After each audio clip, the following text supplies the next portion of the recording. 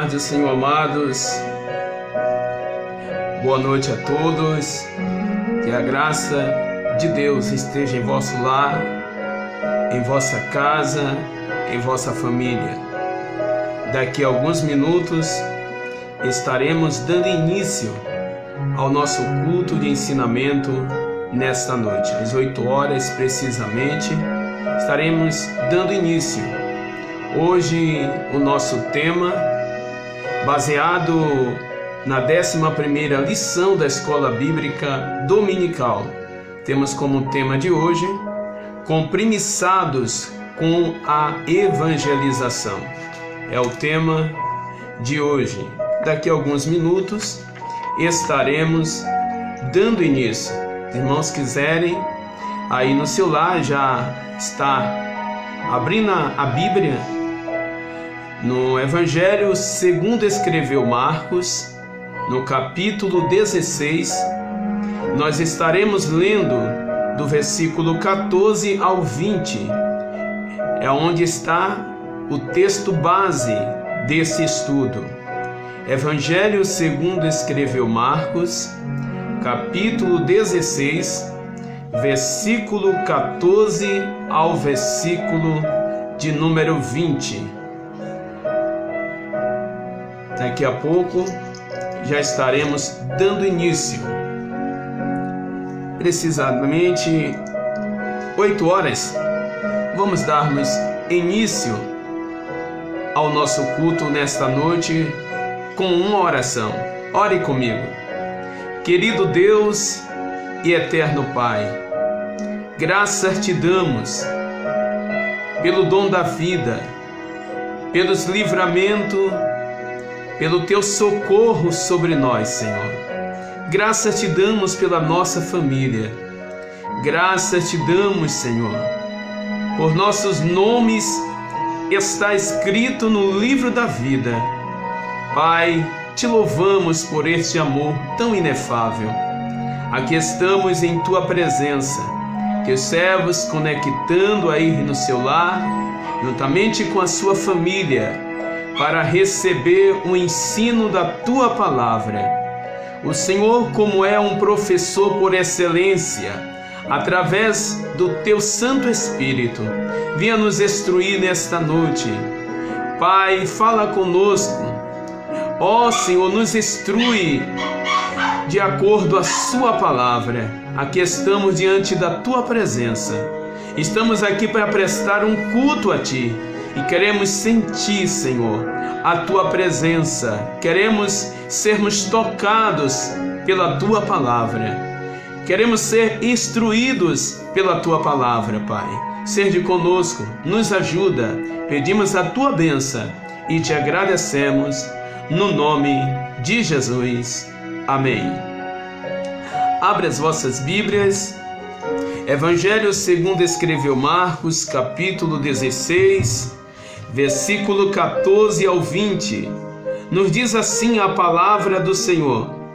Finalmente apareceu aos 11, estando eles assentados juntamente, e lançou-lhe em rosto a sua incredulidade e dureza de coração, por não haverem crido nos que os tinha visto já ressuscitado. E disse-lhe: ide por todo o mundo, pregai o evangelho a toda criatura. Quem crê e for batizado será salvo, mas quem não crê será condenado. E esses sinais seguirão aos que crerem. Em meu nome expulsarão demônios, falarão novas línguas, pegarão nas serpentes, e se beberes alguma coisa mortífera, não lhes fará dano algum. E porão as mãos sobre os enfermos e os curarão. Ora, o Senhor, depois de lhes ter falado, foi recebido no céu e assentou-se à direita de Deus. E eles, tendo partido, pregaram por todas as partes, cooperando com eles o Senhor e confirmando a palavra com os sinais que se seguiram. Amém. Louvado seja o nome do Senhor. Amados, estamos nesta noite diante de um texto sagrado, um tema preciso para os dias que estamos vivendo. Esta lição foi abordada pelo comentarista, trazendo 3 partes importantíssimas que estaremos frisando essas partes nesta noite. A primeira parte dessa lição vai falar sobre a evangelização como prioridade. A primeira parte vai falar sobre a evangelização como prioridade. A segunda parte desse assunto estará falando sobre Jesus morreu para salvar todos os seres humanos.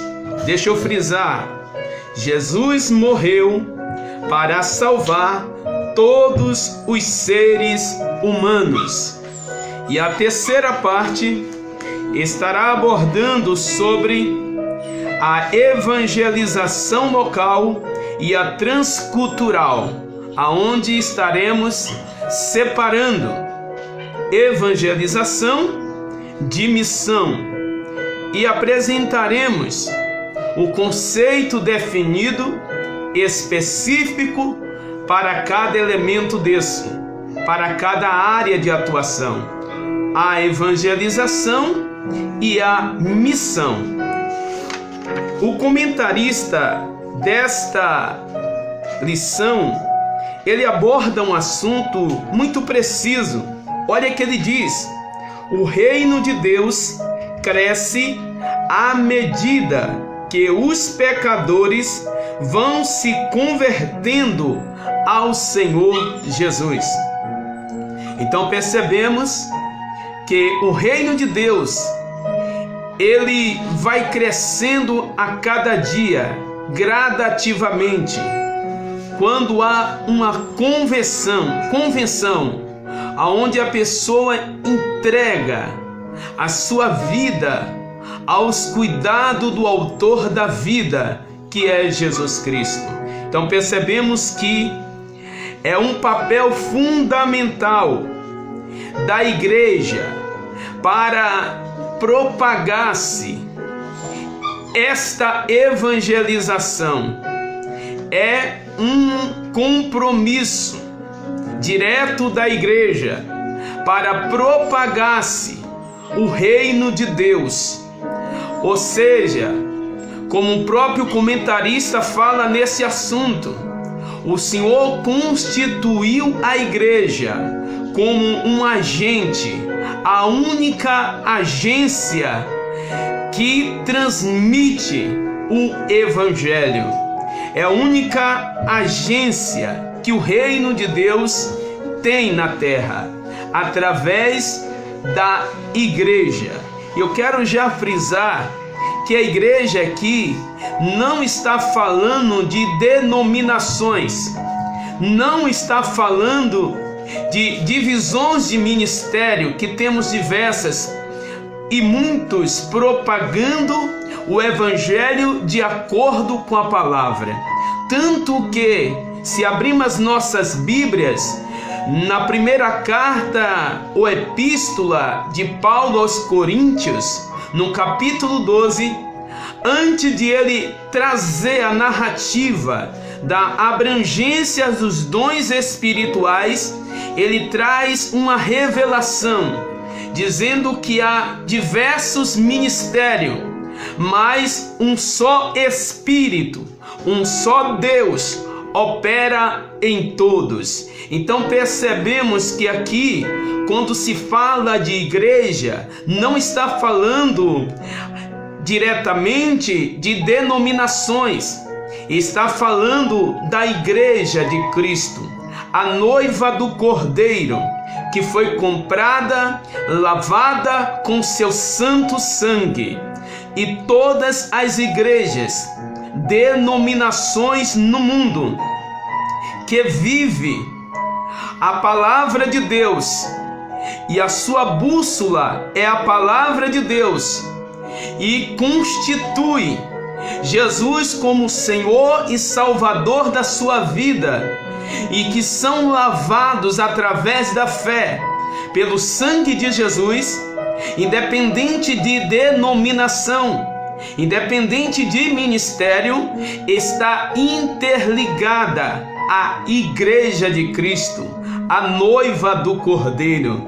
Então percebemos que todas as denominações na terra que guarda e obedece a palavra de Deus, que é direcionada pela palavra de Deus e tem a palavra de Deus como única autoridade primordial, a única autoridade que não pode ser anulada e repreendida e pode ser criticada, porque é a palavra de Deus. Todas essas igrejas que estão de acordo às Sagradas Escrituras, ela faz parte dessa igreja que o texto está propagando, a Igreja de Cristo.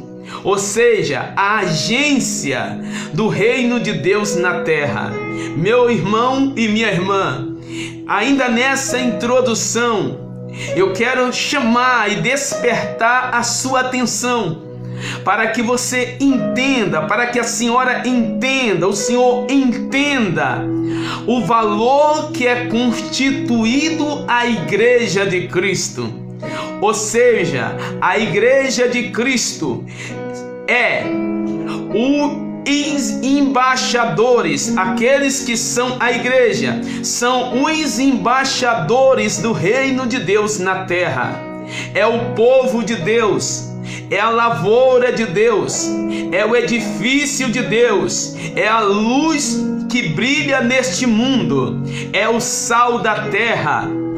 É a igreja que é a coluna e firmeza da verdade. Então percebemos aqui o alto nível que Deus constituiu a sua igreja.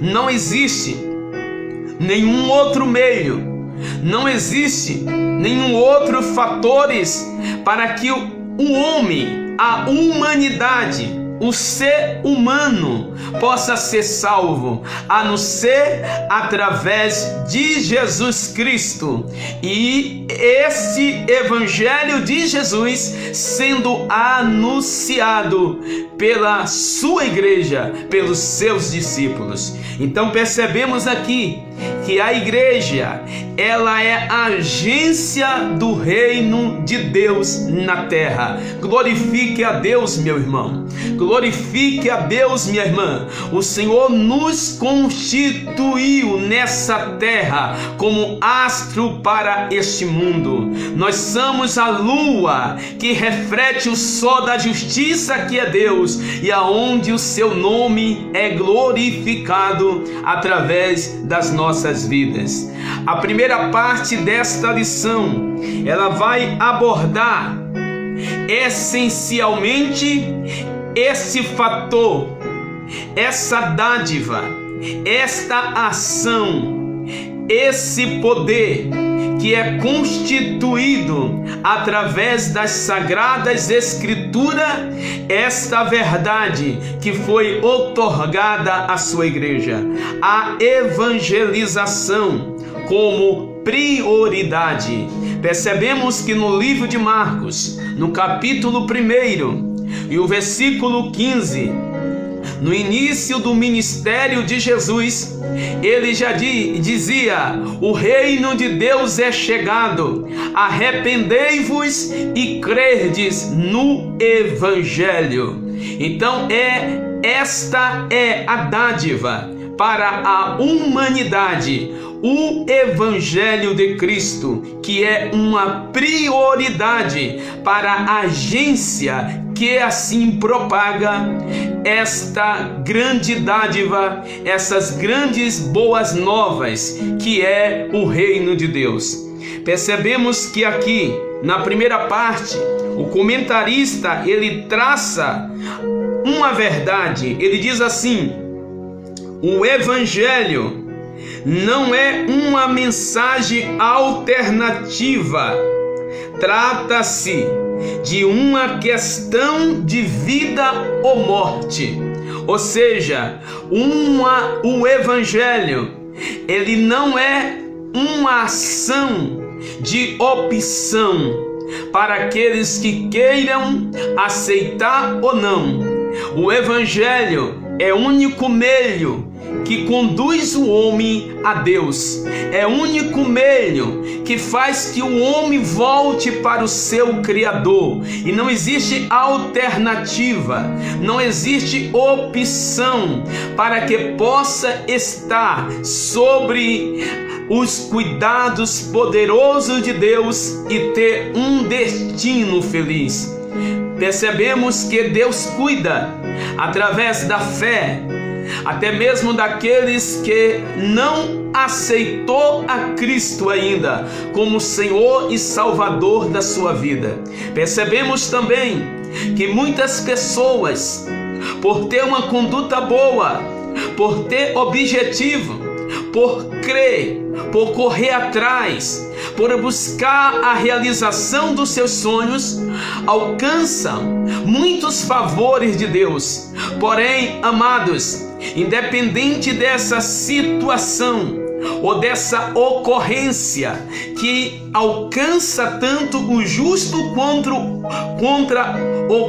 como o injusto, melhor dizer, isto quer dizer que não deixa de ser o favor de Deus, mas quando trata-se da questão destino, única maneira, único meio que a pessoa pode alcançar um destino com Deus é através do Evangelho de Jesus Cristo. É necessário estar interligado ao Evangelho. O Evangelho de Cristo. Aqui possamos ver que isto fala de uma maneira bem simples, uma maneira que todos entendam, sem usar até o original grego, o original hebraico, e precisamente o grego, que é onde é manifestada no Novo Testamento, mas de uma forma tão simples. O que é o Evangelho? O Evangelho são as boas novas. O Evangelho está falando das boas novas de Cristo Jesus. Então, o que é o Evangelho? O Evangelho são as boas novas de Cristo Jesus. Então, percebemos que para esta mensagem ela possa ser autêntica, ela necessariamente precisa apresentar o autor da vida, que é Cristo Jesus. Evangelho sem Cristo não é evangelho verdadeiro. Cristo é a essência do Evangelho. Cristo é o propagador do Evangelho. Cristo é a única pessoa que tem capacidade de ligar o ser humano ao seu Criador, ao Pai, que é Deus. Então percebemos aqui a importância do Evangelho e precisamos saber, como diz aqui a segunda epígrafe, diz assim: o único Salvador do mundo. Cristo é o único Salvador do mundo. Não existe outro meio a não ser por Cristo Jesus. Como diz lá em Atos dos Apóstolos, no capítulo 4 e versículo 12: em nenhum outro há salvação, e debaixo do céu nenhum outro nome é dado entre os homens, o qual devamos ser salvos. Isto quer dizer que só através de Jesus, O único Salvador é Jesus Cristo. Não existe outro meio, não existe outra situação, não existe religião que possa salvar a não ser Cristo Jesus. Cristo é a nossa verdadeira religião. Por isso que ele morreu e ao terceiro dia ressuscitou, para que abrisse essa oportunidade tanto para aqueles que creram nele antes da sua vinda, quanto aqueles que posteriormente o aceitaria nos seus dias e após os seus dias. Então percebemos aqui a importância desse fator tão grande que é o Salvador. Então Jesus Cristo, ele é o único Salvador. Louvado seja Deus. Olha que as Escrituras revelam no capítulo 3 e versículo 23 de Romanos, a epístola aos Romanos, Paulo escrevendo à igreja de Roma, ele diz desta forma, que todos pecaram e destituídos estão da glória de Deus. Todos pecaram. Fora de Cristo, nenhum ser nasceu sem pecado. Nenhum ser tem uma vida sem pecado. Todos pecaram e todos foram destituídos da glória de Deus.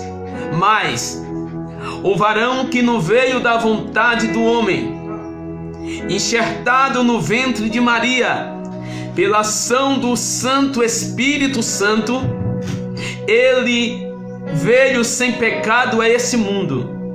Ele viveu sem pecado, ele morreu sem pecado, para constituir para todos nós a salvação precisa. Então o único meio, a única maneira, o único Salvador é o Senhor Jesus Cristo. E o terceiro epígrafe vai nos mostrar ainda nessa primeira parte que ele constitui, como eu falei na introdução, ele constitui a agência legítima do seu reino, que é a igreja. Uma agência legítima. E esta agência legítima é a igreja do Senhor. Você pode glorificar a Deus? A palavra do Senhor diz claramente: tudo que a igreja ligar será ligado no céu. Tudo que a igreja desligar será desligado no céu. Precisamos entender o fator bíblico. Quando há o fundamento, Cristo querendo deixar esta revelação, e ele pergunta para os seus discípulos: que dizeis os homens que eu sou? E alguns disseram, eles dizem que o Senhor é um dos profetas, que o Senhor é Elias que há de vir, que o Senhor é um grande profeta. E assim foi a narrativa. Porém Pedro, sendo revelado pelo Espírito Santo, ele diz: tu és Cristo, o Filho de Deus vivo.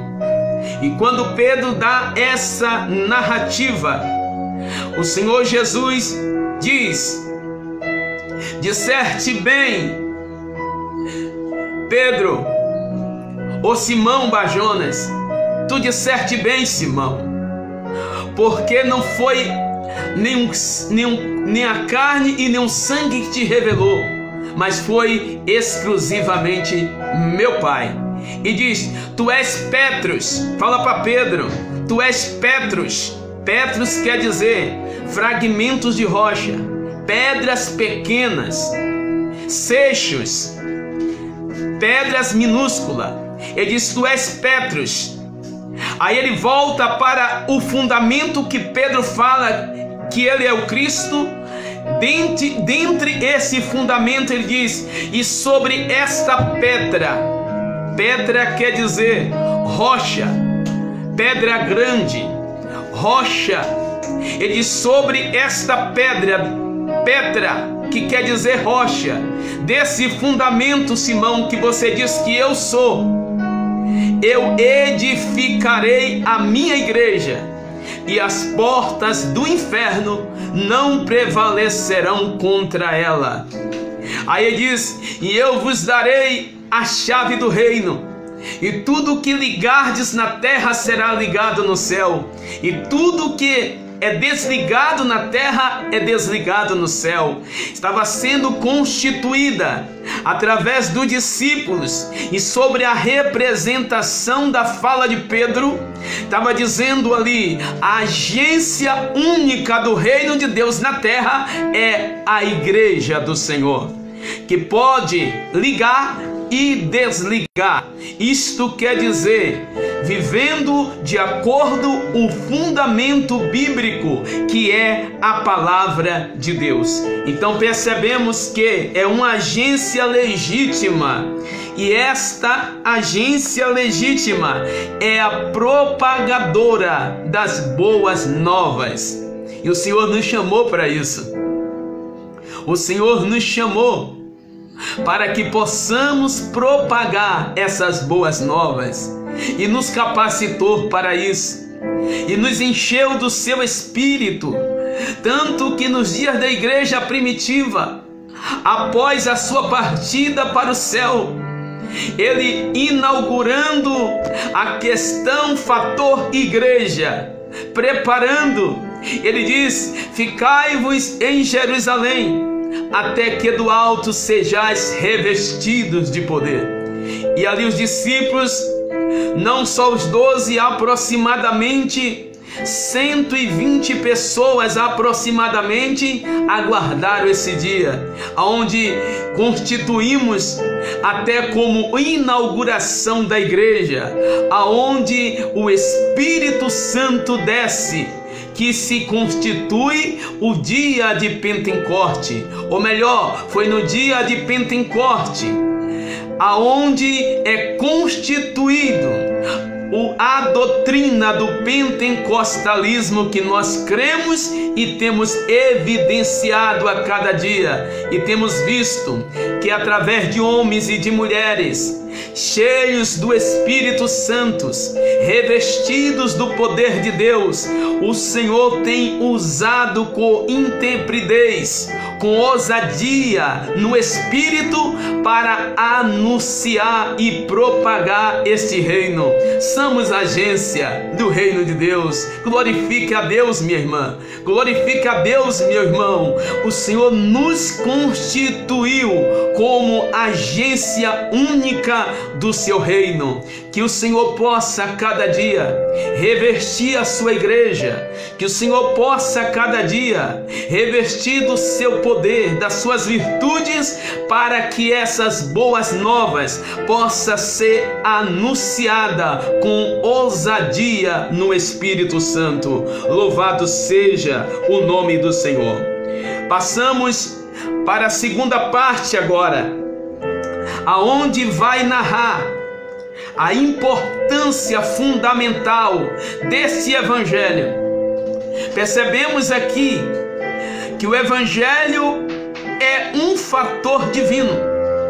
Percebemos aqui a importância do evangelho, as boas novas do reino de Deus. Percebemos aqui que o Senhor constituiu a igreja como agência única deste reino. Agora vamos observarmos a importância, o fundamento que está constituído esse evangelho, como que ele é poderoso, porque desde a igreja primitiva, mesmo em dias de grandes conflitos, mesmo em dias de perseguições religiosas, mesmo em dias aonde os imperadores tentaram destruir a igreja, tendo poder na mão, sendo o maior império do mundo, mas não conseguiu, porque este reino, ele é o poder de Deus. Esse reino é de Deus e ninguém consegue deter esse reino. Levantam governadores, levanta imperadores, levanta ditadores, levanta homens cheios de pecado e de ira contra a igreja, mas não consegue, meu irmão e minha irmã, amordaçar os nossos lábios e nos amarrar para que não pregamos o evangelho. Percebemos que nos dias de Paulo, sendo perseguido pelo evangelho, Paulo até foi preso, colocado em cadeias, e ele tanto narra essa fala: eu estou preso, mas a palavra de Deus não está presa. Amado, aonde o crente vai, ele dá prejuízo ao inferno. Aonde o crente vai, há mudanças de vida, e muitas vezes não é na fala, não é na tua pregação, não é no teu estudo, é na tua maneira de viver, é no seu testemunho de vida. Quem ganha mais alma para Cristo não é a fala, é o testemunho de vida. Viva cada dia essa experiência com Deus. Deus te constituiu, Deus nos constituiu como agência do seu reino. Vamos vermos agora esse fundamento, a extensão, como diz aqui a lição, a extensão de obra expiatória de Cristo tem sido debatida, tem sido um debate ao longo dos séculos, mas especialmente depois da Reforma Protestante. Percebemos que há muitas controvérsias querendo tirar o fator da essência do evangelismo, da evangelização, da propagação desse reino e do fundamento desse reino, que é o próprio Cristo. Então vamos ver aqui a nossa teologia, para que possamos entendermos. O comentarista, ele trouxe um assunto que eu achei primordial, porque ele vai mostrar e vai nos revelar, principalmente para aqueles que têm pouco conhecimento em termos teológicos, que nós, assembleanos, nós não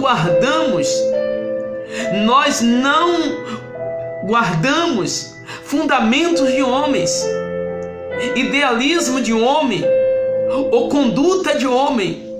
Sabemos que muitos homens marcaram a história com a sua dedicação à palavra, e isso é importante, mas o fator salvação, o fator destino, não está na fala humana, está nas Sagradas Escrituras, que é o poder de Deus para destruir fortalezas.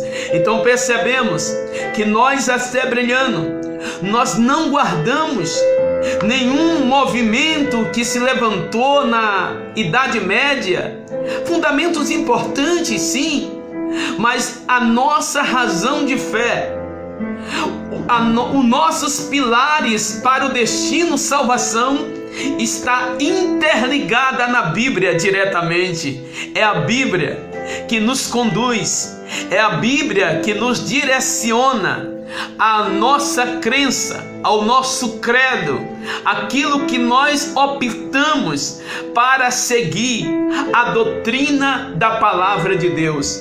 Então nós não somos defensores de líderes que até marcaram a história, foi importante para a história, mas todos líderes humanos, por mais brilhante que ele fosse, ele deixou algumas lacunas de erro, deixou algumas abrangências do seu próprio entendimento. Mas quando fala da Bíblia, quando fala do fundamento bíblico, isto fala do coração de Deus ao coração do homem, de Deus para o homem. Então a nossa doutrina, ela é fundamentada na palavra de Deus, e não guardamos ainda que sejam importantes marcadores da história, que deixaram grande legado, mas nós não seguimos a movimentos de líderes que ficaram no passado. Nós seguimos o que a palavra de Deus nos outorga.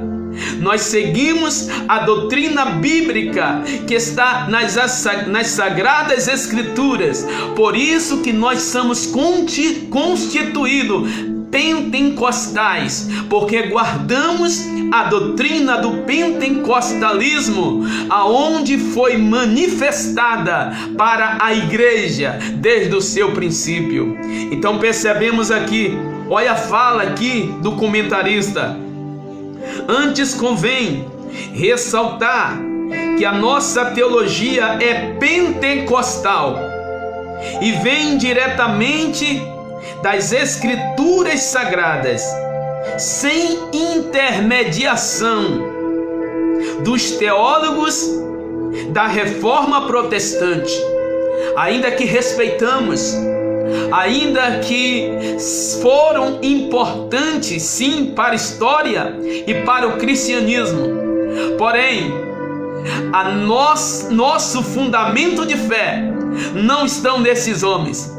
Nosso fundamento de fé está em Cristo Jesus, nosso Senhor. Ele é o fundamento de fé para as nossas vidas, de acordo às suas sagradas Escrituras. Louvado seja Deus. Então percebemos aqui a nossa teologia. Segundo Epígrafe vai falar por quem Jesus morreu. É um dos conceitos que alguns movimentos e veio da reforma que guardam e apresentam um Deus injusto. E Deus não é injusto. Deus não é injusto. Tanto que quando Deus manda o sol, Ele manda para aqueles que temem a sua palavra, quanto aqueles que blasfemam da sua palavra. Tanto quando Ele manda a chuva, Ele manda para o justo e para o injusto. Tanto quando vem aí a pandemia, veio aí a pandemia, atinge tantos os injustos quanto os justos, porque Deus é justo. A justiça de Deus, ela é perfeita. Então, aqui vamos entender que Cristo não morreu para um grupo de pessoas apenas, como alguns fundamentos teológicos tentam defender essa tese, fora do padrão da exegética e da hermenêutica, muito fora da exegética, porque Cristo não morreu por alguns, Cristo não morreu para um grupo, Cristo morreu por toda a humanidade, Cristo morreu pelo mundo inteiro. Olha que o texto sagrado nos revela, é o textuário da Bíblia e não pode ser anulado, porque Deus amou o mundo de tal maneira, o mundo aqui é oikomene, os habitantes do mundo. Deus amou de tal maneira que deu o seu Filho unigênito, para que todos aquele que nele crê, aqui está o diferencial. Ele morreu por todos, mas precisa crer. Aqui está o diferencial. Não foi para um grupo de pessoas. Ele morreu por todos, para que todos aquele que nele crê não pereça, mas que tenha a vida eterna. Então, a evangelização, o evangelismo, a evangelização em si, a sua essência, a propagação do reino de Deus, o reino de Deus não veio para condenar o mundo, mas veio para salvar o mundo. Jesus não morreu para condenar o mundo, Jesus morreu para tirar o mundo da condenação. Precisamos entender aqui. Então, se uma pessoa que nunca foi evangelizada, Se ela não aceitar a Jesus, ela já está condenada. Se ela não aceitar, porque o Evangelho não veio para condenar, o Evangelho veio para salvar. Então não é restrita a um grupo de pessoas. Cristo morreu por todos.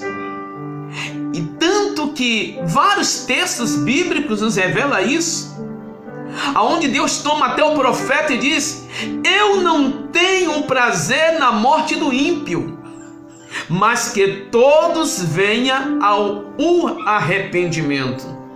Então percebemos que esse é o prazer de Deus, salvar toda a humanidade e não apenas um grupo de pessoas.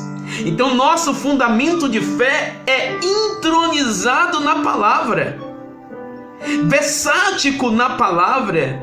Cristo não morreu por alguns e nem para grupos específicos. Cristo morreu por todos nós.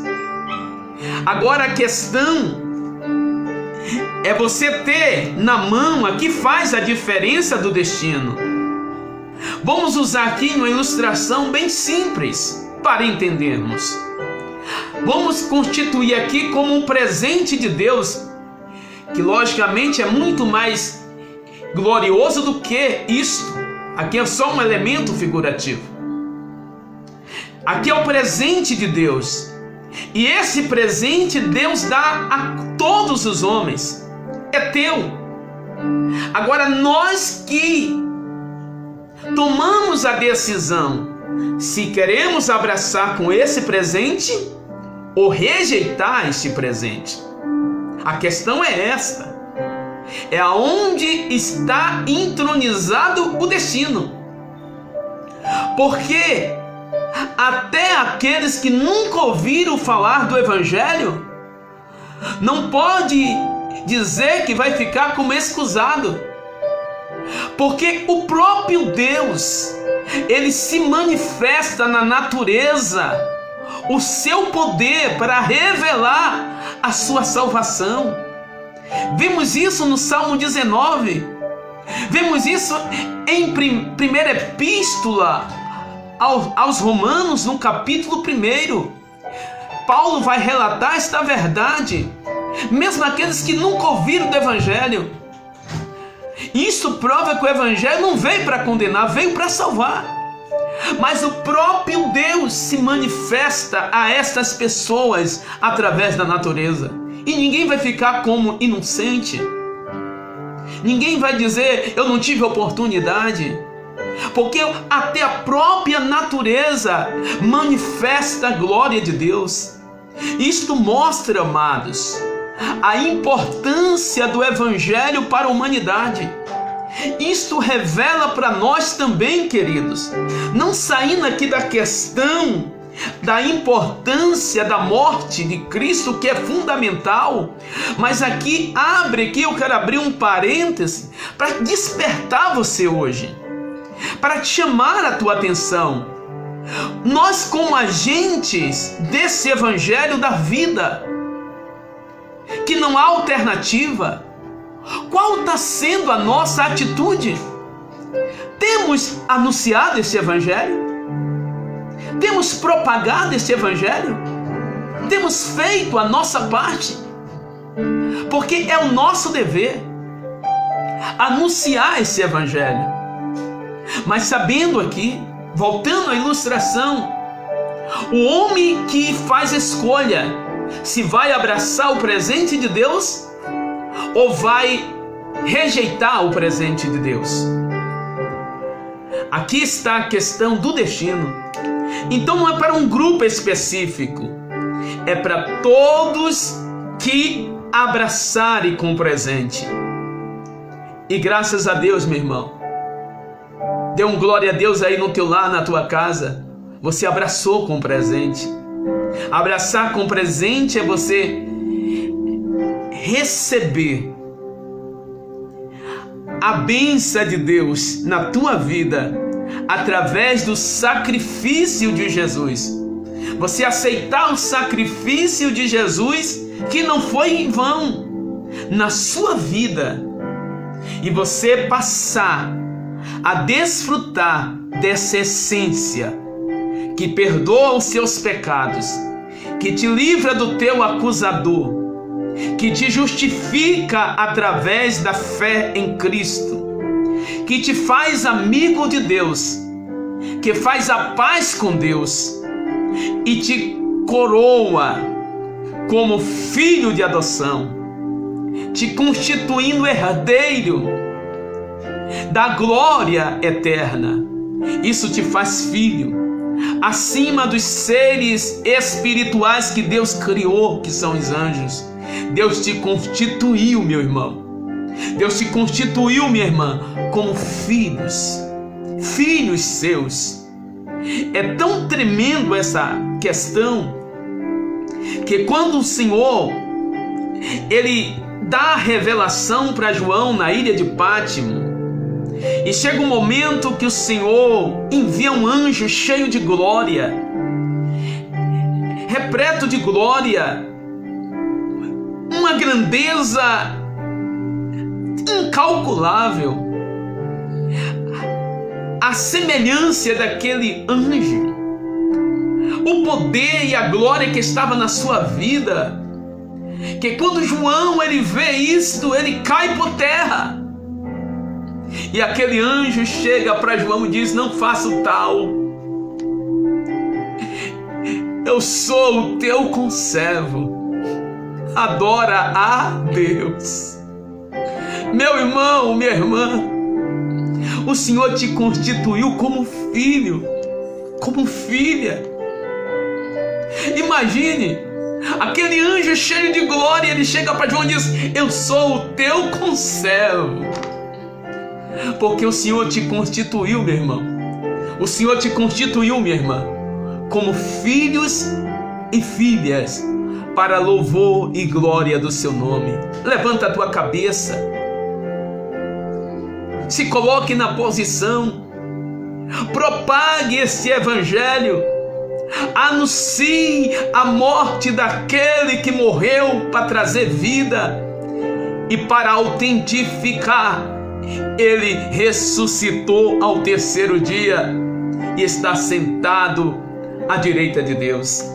Então percebemos aqui que Jesus não morreu apenas para um grupo de pessoas. Jesus morreu para todas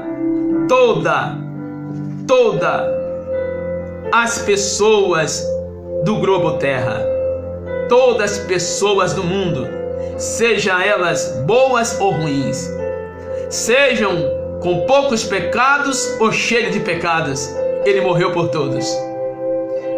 E aqui eu relato aqui que a pessoa pode ser temente a Deus, ela pode ser uma pessoa honesta, ela pode ser uma pessoa de caráter, de exemplo, uma pessoa boa, que dá esmola. Ela pode ser uma pessoa que até que faz sua oração a Deus, mas faz necessário aceitar o sacrifício de Jesus. E a Bíblia tem resposta para tudo. Se você abrir a sua Bíblia, não dá para nós entrar a fundo, porque a hora vai se passando, tem ainda mais uma parte para estar falando, mas vai falar da vida de Cornélio. Esse exemplo que eu estou dando, a vida de Cornélio espelha isso. É o retrato da vida de Cornélio. Porém, faltava uma coisa para Cornélio: aceitar o sacrifício de Jesus, aceitar a Jesus como Senhor e Salvador da sua vida. Ele tinha todas essas características, e Deus ouvia as orações de Cornélio, e Deus o observava. Mas faltava para Cornélio aceitar o sacrifício de Jesus na sua vida, para perdão dos seus pecados. E para isso, ele teve que buscar quem? O agente do reino de Deus. Ele foi buscar refúgio, ele foi buscar a solução para esta causa na agência do reino de Deus. Manda buscar o representante Pedro. E a coisa é tão tremenda que quando Pedro anuncia, o Senhor derrama com seu poder sobre a casa de Cornélio. Não perca essa oportunidade. Quem sabe você está aí até conectados com a sua família e você diz: eu sou um homem bom, eu não peco, eu sou uma pessoa boa, trabalhadora, tenho um caráter, tenho postura. Muito bem, parabéns para você. Isso é muito importante. Mas você precisa, como Cornélio precisou, você precisa aceitar o sacrifício de Jesus na sua vida e se arrepender. E aceitá-lo como Senhor e Salvador da sua vida. Na verdade, nós não aceitamos Jesus. Jesus que nos aceita. E quando nós vamos para Ele, Ele nos toma na mão e diz que aquele que vem a Ele, de maneira nenhuma, Ele lança fora. Então Cristo não morreu para apenas um grupo de pessoas. Ele morreu por todos. Deu para entender, meu irmão, minha irmã? Ele morreu pelo teu patrão, pelo teu chefe, pelo teu vizinho, até mesmo por aquele que te fez mal. Ele morreu por todo. Pelo marginal que te assaltou. Ele morreu por todos, em questões até mais agressivas e muito fortes, por alguém que matou até o seu ente querido, tirou a vida daquele que você amava. Jesus morreu por eles também. Vai entender Deus. E o nosso dever é refletir esse amor e anunciar essas boas novas. Você é a agência de Deus na terra. Não se esqueça disso. Deixa Deus usar a tua vida para que a evidência dessa morte possa alcançar mais vidas e conduzir aos tabernáculos eternos. Vamos passar para a última parte, a parte final, a terceira parte. Mas antes de falarmos nela, é um assunto que o comentarista traz, eu acho muito importante para conhecimento dos irmãos. Em 1 minuto eu estarei relatando ele: a expiação limitada e a expiação ilimitada. A expiação limitada, ele atinge apenas um grupo, que é onde alguns dizem: uma vez salvo, salvo para sempre. Se é escolhido, um dia vai voltar. E muitos se apegam com isso e muitos estão partindo sem salvação, porque acompanha fundamentos otorgados por homem e esquece o que a Bíblia diz. Quando Deus dá a revelação para Ezequiel, ainda lá no Antigo Testamento, ele diz: quando um justo fazer coisas boas toda a sua vida, e se ele se desviar, e se ele morrer no erro, aquilo que ele fez de justiça não terá evidência sobre a sua vida. Ele morrerá como ímpio. Então aqui a questão é permanecer até o fim. Tanto que Jesus instruiu muito os seus discípulos sobre isso. Tanto que nós abrimos as nossas Bíblias lá em Apocalipse 2 e versículo 10, parte B, vai dizer: ser fiel até a morte, e dar-te-ei a coroa da vida. Isto quer dizer que as nossas obras não podem desvanecer. Nós não podemos recuar. E a Bíblia é bem enfática nisso lá no livro de Hebreus, que o justo viverá pela fé. E se ele recuar, o Senhor diz: a minha alma não tem prazer nele. Então, a salvação não é uma expiação limitada para um grupo específico. A salvação é uma expiação ilimitada, alcança todos. O mais vil pecador dessa terra, se arrepender, assim como o Senhor perdoou Manassés, assim o Senhor também perdoa.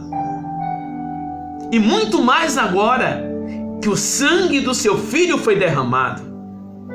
Então nós cremos em uma expiação ilimitada e não limitada. A expiação alcança todos que crê e aceita. Então, voltando aqui para a última parte, a evangelização local e transcultural.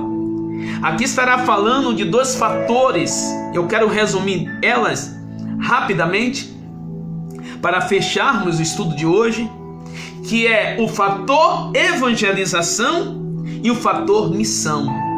Vamos destacar a definição de cada um. A evangelização, ela é local. E essa evangelização, ela é propagada por todos. Aqui é uma escolha, ou melhor, um chamado, melhor dizer, não escolha, um chamado coletivo para todos. Desde o pastor, desde os obreiros, toda a igreja, tantos aqueles que são e têm títulos eclesiásticos, são clérigo, quanto aqueles que não têm títulos eclesiásticos. Tanto para o membro, quanto para o congregado, quanto para o obreiro. Aqui a evangelização é uma ordem imperativa. Está no texto que nós lemos. Inserido no texto base. E disse-lhe: ide por todo mundo e pregai o evangelho a toda criatura. A toda. Não é um grupo específico. A toda criatura. E aqueles que crê e for batizado será salvo. Mas quem não crê será condenado.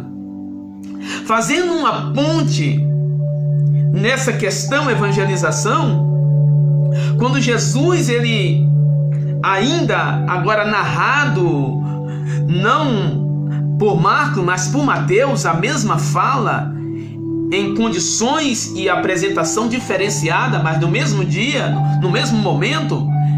E Mateus, ele relata assim, que Jesus falou: é-me dado, no versículo 18 do capítulo 28, ou melhor, no capítulo 28, versículo 18, isso mesmo. Ele diz assim: é-me dado todo o poder nos céus e na terra. Aí no versículo 19 ele diz assim no versículo 19: ide e ensinai todas as nações. Todas as nações, olha aqui, todas as nações, batizando-as em nome do Pai, do Filho e do Espírito Santo.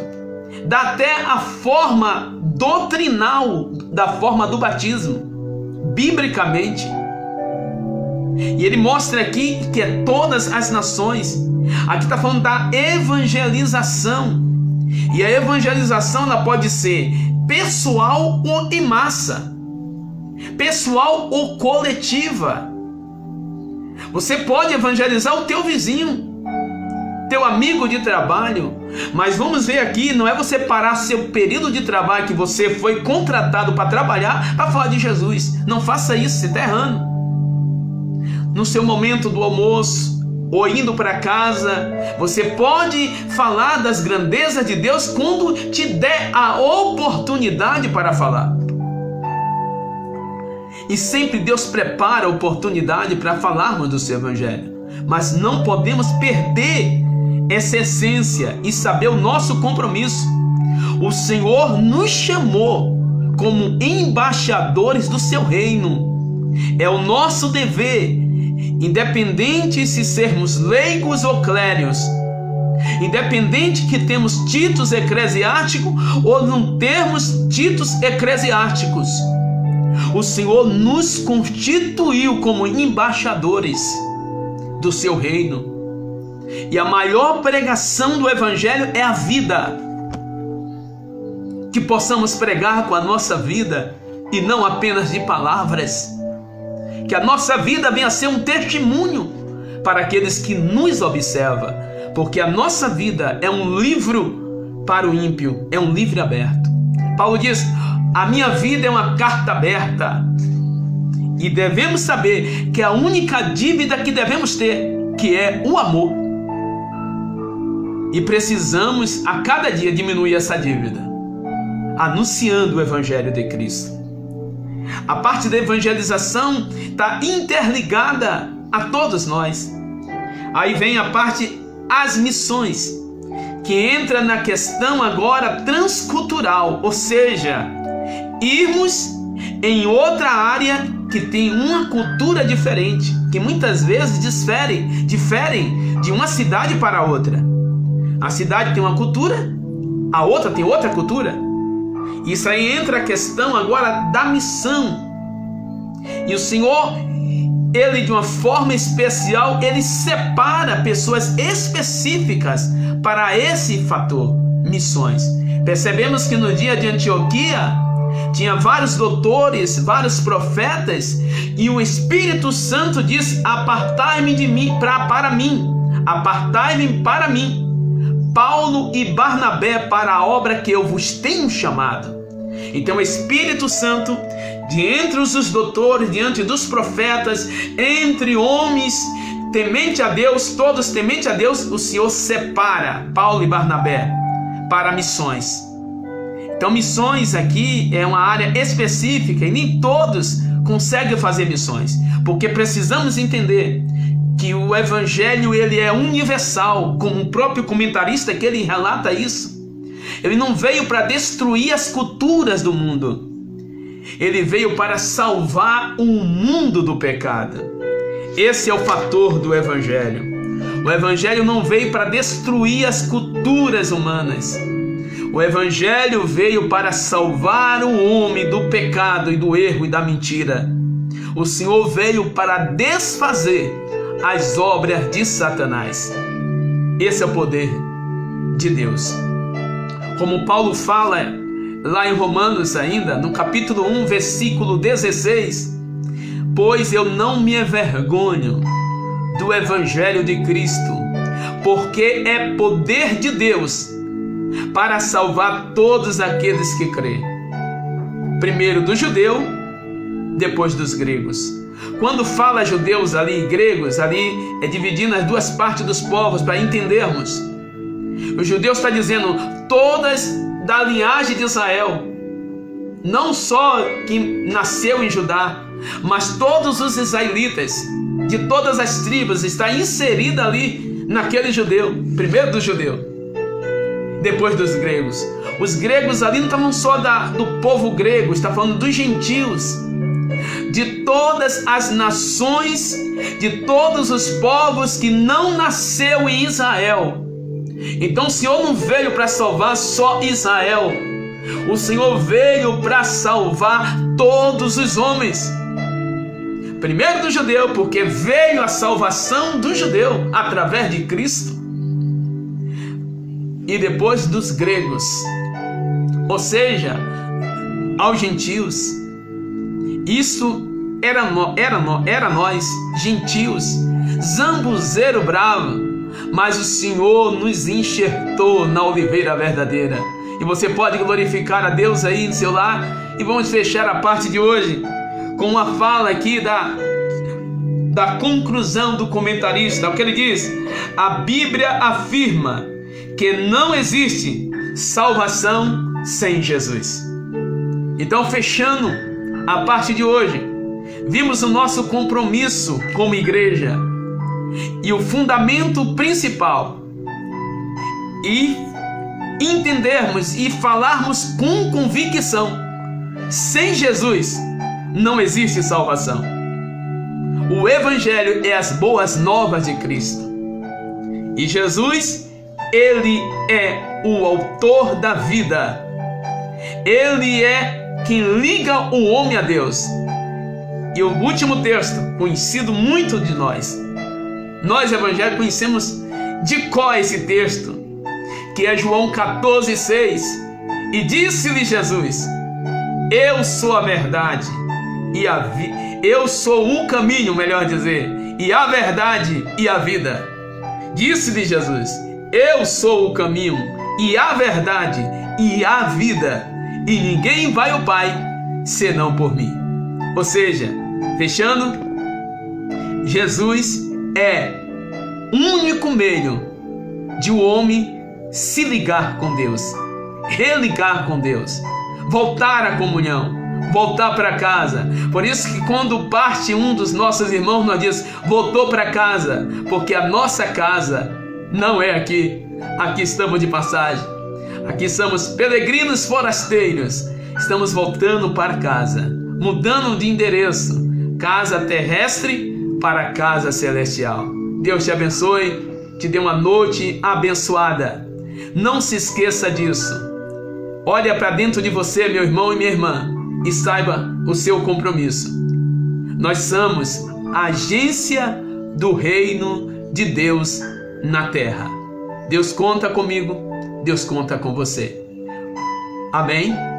Lembra que Isaías, ele recebe de Deus e serve para nós também. A quem enviarei? E quem há de ir por nós? Que eu e você nessa noite possa dizer: eis-me aqui, Senhor, envia-me. Deus te abençoe. Vamos orar.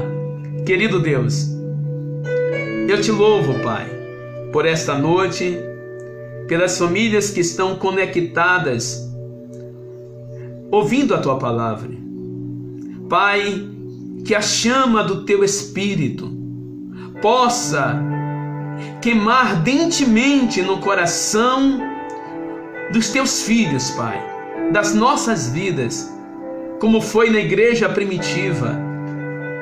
Que possamos, ó Deus, anunciar e propagar o Teu Evangelho a cada dia.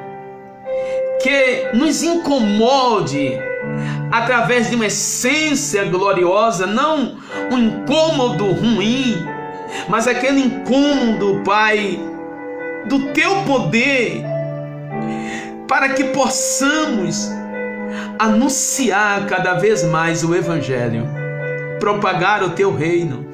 Vivemos dias difíceis, eu te peço agora, dá estratégia à Tua igreja, para que possamos evangelizar nesses dias tão difíceis. Pai, o Evangelho completo, que alcança o espírito, a alma e o corpo, porque está interligado, Pai, tanto o poder quanto a ação social. E te pedimos nesta hora, nos dá força, nos dê estratégia, nos dê capacidade, nos reveste do Teu poder, para anunciar o Teu Evangelho com ousadia, Pai. Meu Deus, assim como a igreja primitiva clamou ao Senhor no capítulo 4 de Atos, quando foram perseguidos, para o Senhor revestir eles do Seu poder, para eles anunciar com ousadia o Teu Evangelho. Temos sido perseguidos em proporções diferentes, Pai.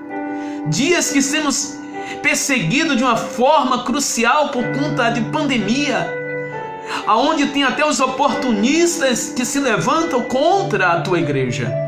Eu quero te pedir, Pai, dai-nos ousadia para anunciar o Teu Evangelho com intrepidez. A cada dia propagar o Teu Evangelho, nos reveste do Teu poder. É que eu te peço nesta hora, abençoe a Tua igreja, abençoe, Pai, o Teu povo, cobre com Teu sangue, dê uma noite de um sono reparador, dê a Tua bênção, para a glória do Teu nome. Amém. Estenda as vossas mãos, que a graça do Senhor Jesus, o grande amor de Deus Pai, a comunhão e as doces consolações do Espírito Santo seja presente na tua vida, não só hoje, mas todos os momentos da tua vida e até mesmo na evangelização. Deus te abençoe. Fique com Deus. A paz do Senhor a todos. Um beijo no coração de todos. Uma noite maravilhosa a todos. Obrigado pela conexão. Fique com Deus. A paz do Senhor. Quinta-feira estaremos falando outro tema: culto de ensinamento. Dias de angústias não serão dias de derrota. Conecte na quinta-feira. Nós estaremos falando na segunda parte desse assunto. Deus abençoe.